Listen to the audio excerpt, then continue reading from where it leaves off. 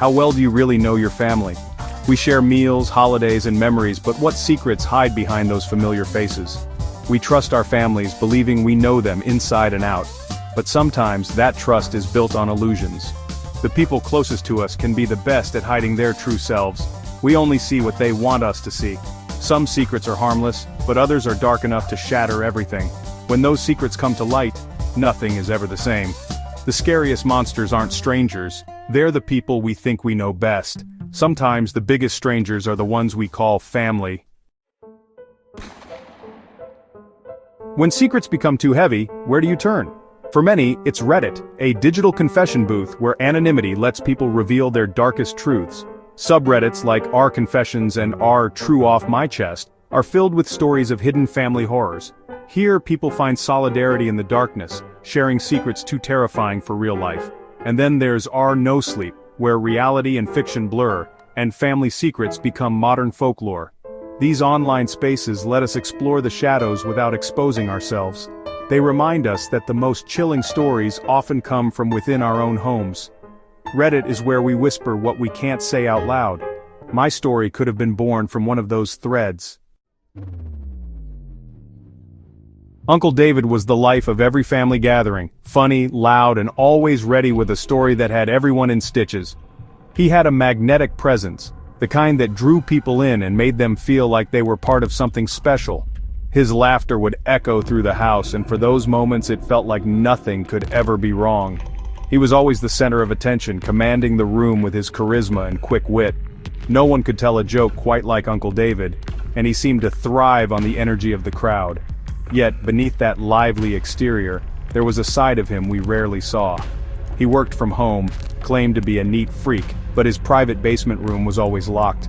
No one was ever allowed inside, not even his closest relatives. There was a strange chemical smell that sometimes drifted up the stairs, odd routines that didn't make sense, and unexplained absences that he brushed off with vague excuses. Sometimes late at night we'd hear odd noises coming from the basement, but we never questioned him.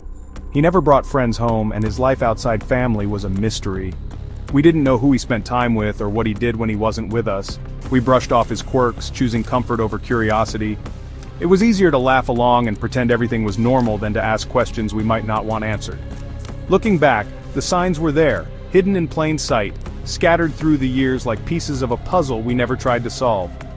His obsession with crime documentaries, his collection of knives, and the way he'd talk about true crime as if he knew more than he let on. He had a detailed knowledge of forensics, always eager to share obscure facts about crime scenes and investigations.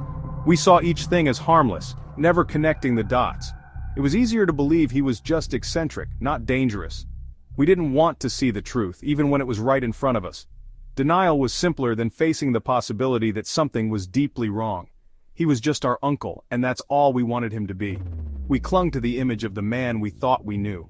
But sometimes, the truth is hiding in plain sight, waiting for someone to finally notice. We ignored the red flags because the alternative was unthinkable. Admitting the truth would have shattered the world we'd built around him. We chose not to look too closely, convincing ourselves that ignorance was a kind of safety, and that choice would haunt us, leaving us to wonder what might have happened if we dared to see what was really there. The summer I turned 16, curiosity got the better of me. There was always something about that locked door at the end of the hallway, something that called to me, even when I tried to ignore it. The air around it felt heavier, as if the secrets behind it pressed against the wood, desperate to be let out. With my family out and Uncle David away, I found the spare key to his locked room. My heart pounded as I picked it up, the metal cold and unfamiliar in my palm. I hesitated, wondering if I was making a mistake, but the urge to know the truth was stronger than my fear. The smell inside was overwhelming. Bleach, blood, and something rotten. It hit me like a wave, making my eyes water and my stomach twist. I almost turned back, but something compelled me to keep going, to see what Uncle David had been hiding all these years. This wasn't an office, it was a nightmare. The walls seemed to close in, every shadow hiding something sinister. My skin crawled as I realized I was standing in the middle of something truly evil. Maps with red pins, a table of knives and duct tape, jars filled with hair, buttons, even a tooth, trophies. Each item was carefully arranged as if part of some twisted collection. I tried to make sense of it, but my mind reeled at the possibilities. Photos of women, candid and unaware, littered the desk. Some were taken from afar, others through windows, all of them chilling in their intimacy. I recognized a few faces, neighbors, a teacher, even a friend's mother. My hands shook as I opened his journal, reading about stalking, fantasies, and plans. The words were written in a careful, neat script, as if he took pride in every detail. Each page revealed more about the darkness inside him. The man I thought I knew was a predator. The realization hit me with a force I'd never felt before. Uncle David, the man who told jokes at family dinners and bought me birthday gifts, was a stranger, a monster. I stumbled out, terrified, knowing I had to tell someone. My legs felt weak, my breath shallow, but I forced myself to move. Every instinct screamed at me to get away, to escape before he came back. The mask was off. Uncle David was a monster hiding in our midst. The truth was impossible to ignore, and I knew I could never look at him the same way again. The truth was worse than any horror story. It was real, and it was happening in my own home. I felt sick, betrayed, and utterly alone. I called the police. My world forever changed. My voice trembled as I explained what I'd found, but I knew I had to be brave, for myself, and for everyone he might have hurt. The room was the heart of his darkness. The evidence was undeniable. The police would see what I had seen, and there would be no more hiding. The family's fun uncle was a predator. The man we trusted, the man we loved, was gone, replaced by a nightmare we never imagined. I had uncovered the secret no one wanted to see. The truth was out, and there was no going back. And nothing would ever be the same. The world felt colder, the shadows deeper, and I knew I would never forget what I had found behind that locked door. The aftermath was chaos. Sirens echoing through the night, blue and red lights painting the walls of our quiet neighborhood, and a silence that swallowed our family whole. The world outside was loud, but inside our home, it was as if time had stopped.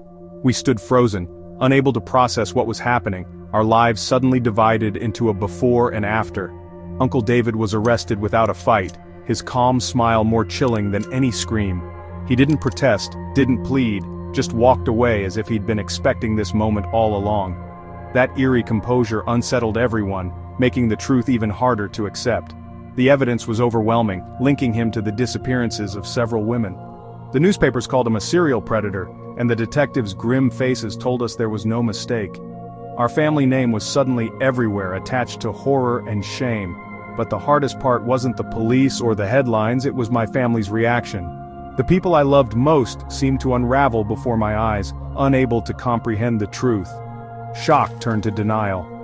"It can't be true," my grandmother whispered, her voice trembling. She clung to memories of the man she thought she knew, refusing to let go of the image she'd cherished for decades.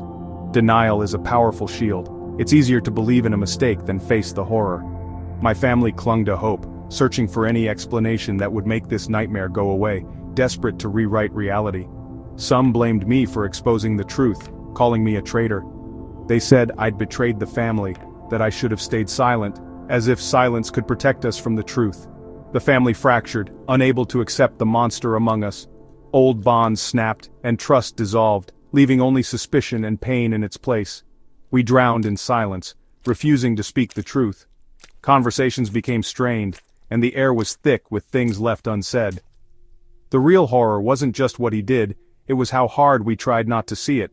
Denial became our prison, locking us away from healing from each other and from the truth we so desperately needed to face.